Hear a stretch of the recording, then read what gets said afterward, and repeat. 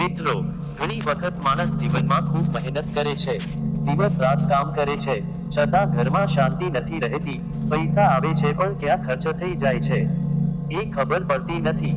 ઘરમાં સતત કોઈને કોઈ સમસ્યા ચાલતી રહે છે અને પછી માણસ વિચારવા લાગે છે કે આખરે આવું કેમ થઈ રહ્યું છે.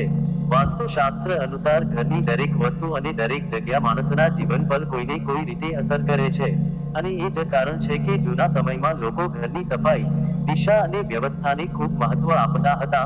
તેઓ માનતા હતા કે જ્યાં સ્વચ્છતા અને સકારાત્મકતા હોય ત્યાં મનમાં પણ શાંતિ રહે છે.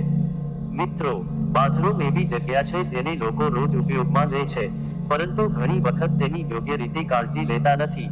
ઘણા લોકો બાથરૂમમાં પાણી ભરેલું રાખે છે, ભીનું ફ્લોર કલાકો સુધી એવું જ રહે છે, અથવા બાથરૂમમાં બિનજરૂરી વસ્તુઓ ભેગી કરીને મૂકી દે છે, જેના કારણે ત્યાં ભારેપણું અનુભવાય છે. વાસ્તુમાં એવું કહેવાય છે કે ઘરમાં જ્યાં ગંદકી અને અવ્યવસ્થા હોય ત્યાં નકારાત્મકતા ધીમે ધીમે વધવા લાગે છે, અને તેની અસર માણસના મન પર પણ પડે છે. જ્યારે માણસ રોજ ગંદુ અને અવ્યવસ્થિત વાતાવરણ જુએ છે, ત્યારે અંદરથી પણ થાક અને ચિંતા અનુભવવા લાગે છે. ઘણા લોકો એક ખૂબ સામાન્ય પરંતુ મોટી ભૂલ કરે છે. બાથરૂમની લાઇટ અથવા એક્ઝોસ્ટ તરફ ધ્યાન આપતા નથી. બાથરૂમમાં યોગ્ય પ્રકાશ અને હવાની અવરજવર હોવી ખૂબ જરૂરી છે, કારણ કે સંપૂર્ણ બંધ અને ભેજવાળી જગ્યા સ્વચ્છ લાગતી નથી, અને લાંબા સમય સુધી ભેજ રહે તો દુર્ગંધ અને ગંદકી પણ વધે છે. મિત્રો, કેટલાક લોકો બાથરૂમમાં તૂટેલા અરીસા અથવા તૂટેલી બાલટી લાંબા સમય સુધી રાખે છે.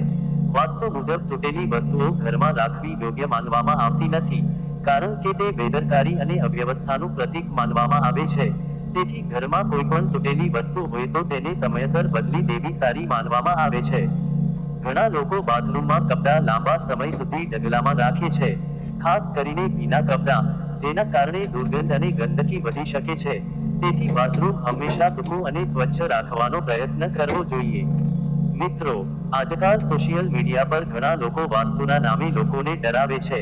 કોઈ કહે કે આ વસ્તુ રાખતા જ દુર્ભાગ્ય આવશે, કોઈ કહે કે તરત જ જીવન બદલાઈ જશે. પરંતુ સમજવાની વાત એ છે કે સાચું વાસ્તુ માણસને ડરાવવા માટે નથી. વાસ્તુનો હેતુ માત્ર સકારાત્મક અને વ્યવસ્થિત જીવન જીવવાનો માર્ગ બતાવવાનો છે. જો માણસ ઘરને સ્વચ્છ રાખે, વસ્તુઓને ગોઠવીને રાખે, અને ઘરમાં સારા વિચારોનું વાતાવરણ બનાવે, તો સ્વાભાવિક રીતે ઘરમાં શાંતિ રહે છે, અને જ્યારે મન શાંત હોય ત્યારે માણસ વધુ સારા નિર્ણયો લઈ શકે છે.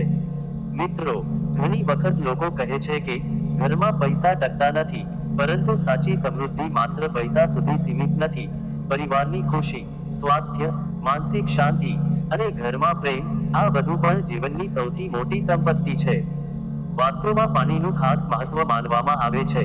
તેથી જો ઘરમાં ક્યાંય પણ પાણી લીક થતું હોય, તો તેને અવગણવું નહીં. સતત ટપકતું પાણી માત્ર પાણીનો બગાડ જ નથી કરતું, પરંતુ તે બેદરકારીનું પણ પ્રતીક માનવામાં આવે છે, અને ધીમે ધીમે ઘરમાં અવ્યવસ્થા વધારવાનું કારણ બની શકે છે.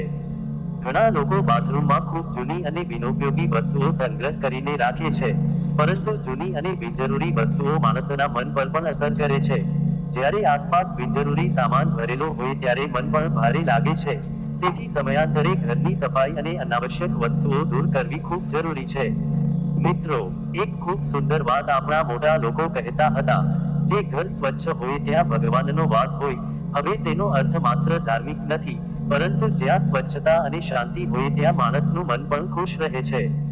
ઘણા લોકો બાથરૂમમાં સુગંધિત ફૂલ અથવા નાના ઇન્ડોર પ્લાન્ટ પણ રાખે છે, જેથી વાતાવરણ તાજું લાગે, અને ખરેખર હરિયાળી અને તાજગી માણસના મનને શાંત બનાવે છે, કારણ કે કુદરત સાથે જોડાવું માણસને અંદરથી હળવું બનાવે છે.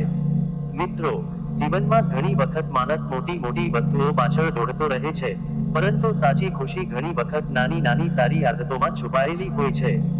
સવારની સ્વચ્છતા, ગોઠવાયેલું ઘર, પરિવાર સાથે હસતો સમય, અને મનની શાંતિ, આ જ સાચું સુખ છે.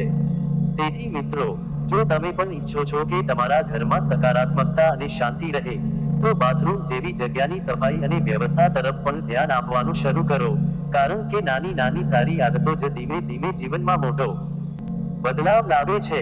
નમસ્કાર મિત્રો, શું તમે પણ એવી ફરિયાદ કરો છો કે ઘરમાં પૈસા આવે છે, પરંતુ ટકતા નથી? મહેનત ખૂબ કરો છો, પરંતુ મહિનાના અંત સુધી બચત થતી નથી? ક્યારેક અચાનક ખર્ચ વધી જાય છે, તો ક્યારેક ઘરમાં બિનજરૂરી તણાવ અને ચિંતા રહે છે. મિત્રો, વાસ્તુશાસ્ત્ર અનુસાર આપણા ઘરની દરેક જગ્યા પોતાની એક અલગ ઉર્જા ધરાવે છે, અને જો ઘરમાં કોઈ જગ્યા અવ્યવસ્થિત હોય, ગંદી હોય, અથવા નકારાત્મકતા ભરેલી હોય, તો તેની અસર આખા ઘરના વાતાવરણ પર પડી શકે છે. અને આજના વિડીયોમાં આપણે વાત કરવા જઈ રહ્યા છીએ ઘરની એવી જ એક મહત્વની જગ્યા વિશે, જેને લોકો ઘણી વખત અવગણે છે.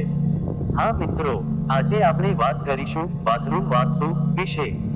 વાસ્તુ અનુસાર બાથરૂમમાં કરવામાં આવતી કેટલીક સામાન્ય ભૂલો ઘરમાં નકારાત્મકતા વધારવાનું કારણ બની શકે છે, અને ઘણા લોકો અજાણતા રોજ એ ભૂલો કરતા હોય છે. તો આજે આપણે જાણીશું બાથરૂમ સાથે જોડાયેલી એવી કઈ ભૂલો છે જે ટાળવી જોઈએ, કઈ વસ્તુઓ બાથરૂમમાં ન રાખવી જોઈએ, અને કેવી રીતે એક સ્વચ્છ અને વ્યવસ્થિત બાથરૂમ ઘરમાં સકારાત્મકતા લાવવામાં મદદ કરી શકે છે. તો વિડીયોને અંત સુધી જરૂર જોતા રહેજો, કારણ કે છેલ્લે હું તમને એક ખૂબ સરળ પરંતુ અસરકારક વાસ્તુ ટીપ પણ જણાવવાનો છું. મિત્રો, આજના સમયમાં માણસ આખો દિવસ કામમાં વ્યસ્ત રહે છે. સવારે ઉતાવળ, દિવસભર દોડધામ, અને રાત્રે થાક. આવી જીવનશૈલીમાં ઘણી વખત લોકો પોતાના ઘરની વ્યવસ્થા તરફ પૂરતું ધ્યાન આપી શકતા નથી. ખાસ કરીને બાથરૂમ જેવી જગ્યાઓ ઘણી વખત અવગણાઈ જાય છે. પરંતુ વાસ્તુશાસ્ત્રમાં એવું માનવામાં આવે છે કે બાથરૂમ માત્ર ઉપયોગની જગ્યા નથી, તે ઘરની ઉર્જા સાથે પણ જોડાયેલું સ્થાન છે. જો બાથરૂમ હંમેશા ગંદુ રહે, ભીનું રહે, અથવા અવ્યવસ્થિત હોય, તો તે ઘરના વાતાવરણ પર નકારાત્મક અસર કરી શકે છે. ઘણા લોકો એક સામાન્ય ભૂલ કરે છે: બાથરૂમનો દરવાજો હંમેશા ખુલ્લો રાખે છે. વાસ્તુમાં એવું કહેવાય છે કે બાથરૂમનો દરવાજો ઉપયોગ પછી બંધ રાખવો જોઈએ, કારણ કે સ્વચ્છતા અને વ્યવસ્થા ઘરમાં સકારાત્મકતા માટે ખૂબ જરૂરી માનવામાં આવે છે. તે સિવાય મિત્રો, બાથરૂમમાં સતત લીકેજ રહેવું પણ યોગ્ય માનવામાં આવતું નથી. જો નળમાંથી સતત પાણી ટપકતું રહે, તો તે પાણીનો બગાડ તો કરે જ છે, પરંતુ સાથે સાથે તે બેદરકારીનું પ્રતીક પણ માનવામાં આવે છે. તેથી ઘરમાં ક્યાંય પણ પાણી લીક થતું હોય તો તેને વહેલી તકે સુધારી દેવું જોઈએ. ઘણા લોકો બાથરૂમમાં તૂટેલી બાલટી, જૂના કપડાં અથવા બિનજરૂરી સામાન ભેગો કરીને રાખે છે, જેના કારણે બાથરૂમ વધુ ગંદો અને અવ્યવસ્થિત લાગે છે. વાસ્તુ અનુસાર ઘરમાં તૂટેલી અને બિનઉપયોગી વસ્તુઓ લાંબા સમય સુધી ન રાખવી જોઈએ, કારણ કે તે મનમાં પણ ભાર અને નકારાત્મકતા લાવી શકે છે. મિત્રો, સ્વચ્છતા માત્ર વાસ્તુ માટે જ નહીં પરંતુ સ્વાસ્થ્ય માટે પણ ખૂબ મહત્વપૂર્ણ છે. જો બાથરૂમ હંમેશા ગંદુ રહે તો ત્યાંથી દુર્ગંધ આવે છે, જીવજંતુઓ વધી શકે છે, અને આખા ઘરના વાતાવરણ પર ખરાબ અસર પડે છે. તેથી રોજ બાથરૂમ સાફ રાખવાની આદત ખૂબ જરૂરી છે. વાસ્તુમાં પ્રકાશ અને હવાની અવરજવરનું પણ ખૂબ મહત્વ છે. જો બાથરૂમ સંપૂર્ણ બંધ અને અંધારું હોય તો ત્યાં ભેજ અને નકારાત્મકતા વધુ અનુભવાય છે. તેથી શક્ય હોય તો બાથરૂમમાં યોગ્ય વેન્ટિલેશન હોવું જોઈએ, જેથી હવા અને પ્રકાશ આવતો રહે. ઘણા લોકો બાથરૂમમાં અરીસો ક્યાં લગાવવો તેની પણ ચિંતા કરે છે. વાસ્તુ અનુસાર અરીસો એવી જગ્યાએ હોવો જોઈએ જ્યાં તે સ્વચ્છ અને વ્યવસ્થિત દેખાય. તૂટેલો અથવા ધૂળ ભરેલો અરીસો રાખવો યોગ્ય માનવામાં આવતો નથી. મિત્રો, ઘણી વખત લોકો વાસ્તુના નામે ડર ફેલાવતા હોય છે, પરંતુ સાચું વાસ્તુ માણસને ડરાવવા માટે નથી. વાસ્તુનો મૂળ હેતુ માત્ર એ છે કે માણસનું જીવન વધુ સ્વચ્છ, સંતુલિત અને સકારાત્મક બને. જો ઘર સ્વચ્છ હોય, બાથરૂમ ગોઠવાયેલું હોય, અને આસપાસ સારા વિચારોનું વાતાવરણ હોય, તો સ્વાભાવિક રીતે મનમાં પણ શાંતિ રહે છે, અને માણસ વધારે સકારાત્મક રીતે વિચારી શકે છે. ઘણા લોકો કહે છે કે તેઓ ખૂબ કમાય છે છતાં બચત થતી નથી. મિત્રો, બચત માત્ર વાસ્તુથી જ નથી થતી, પરંતુ સમજદારી, યોગ્ય આયોજન અને ખર્ચ પર નિયંત્રણ પણ એટલું જ મહત્વનું છે. વાસ્તુ માત્ર સકારાત્મક વાતાવરણ બનાવવા માટે માર્ગદર્શન આપે છે. મિત્રો, એક ખૂબ સારી આદત એવી છે કે રોજ સવારે ઘરની બારીઓ ખોલવી, જેથી તાજી હવા ઘરમાં આવે, અને જો શક્ય હોય તો ઘરમાં નાના હરિયાળા છોડ પણ રાખવા, કારણ કે કુદરત માણસના મનને શાંતિ આપે છે. ઘણા લોકો બાથરૂમમાં સુગંધિત વસ્તુઓ અથવા નાના છોડ પણ રાખે છે, જેથી ત્યાં તાજગી રહે, પરંતુ ધ્યાન રાખો કે સફાઈ સૌથી મહત્વપૂર્ણ છે. માત્ર સજાવટથી કંઈ બદલાતું નથી. સાચી સકારાત્મકતા સ્વચ્છતા અને સારા વિચારોમાંથી આવે છે.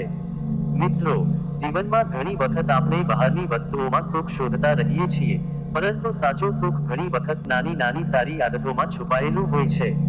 સ્વચ્છ ઘર, શાંત વાતાવરણ, પરિવારનો પ્રેમ, અને મનની શાંતિ, આ જ સાચી સમૃદ્ધિ છે. અને કદાચ એ જ કારણ છે કે આપણા મોટા લોકો હંમેશા કહેતા હતા કે ઘર હંમેશા સાફ અને વ્યવસ્થિત રાખવું જોઈએ, કારણ કે સ્વચ્છતા માણસના મન પર પણ સકારાત્મક અસર કરે છે.